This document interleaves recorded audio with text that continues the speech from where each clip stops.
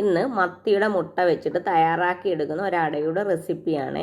എൻ്റെ വീട്ടിൽ അമ്മയൊക്കെ മത്തി കിട്ടുന്ന സമയങ്ങളിലൊക്കെ ഇതേപോലെ മുട്ട ഉണ്ടെങ്കിൽ ഇതേ രീതിയിൽ അട ഉണ്ടാക്കി തരാറുണ്ടായിരുന്നു. അതെങ്ങനെയാണെന്ന് നോക്കാം.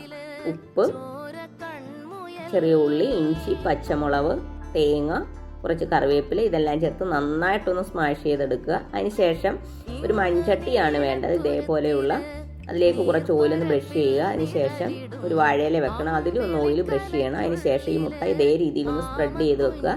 അതിന് മുകളിലും ഒരു വാഴയില വെച്ചിട്ട് കവർ ചെയ്യേണ്ടതാണ്. അതിനുശേഷം മുകളിൽ വെയിറ്റ് ഉള്ള ഒരു ചട്ടിയോ മറ്റെന്തെങ്കിലും ഒന്ന് വെക്കണം. ചെറിയ തീയിൽ കുക്ക് ചെയ്യണം. ഒരു സൈഡൊന്ന് കുക്കായി കഴിയുമ്പോൾ അടുത്ത സൈഡും തിരിച്ചിട്ട് കൊടുക്കേണ്ടതാണ്. ഓക്കെ,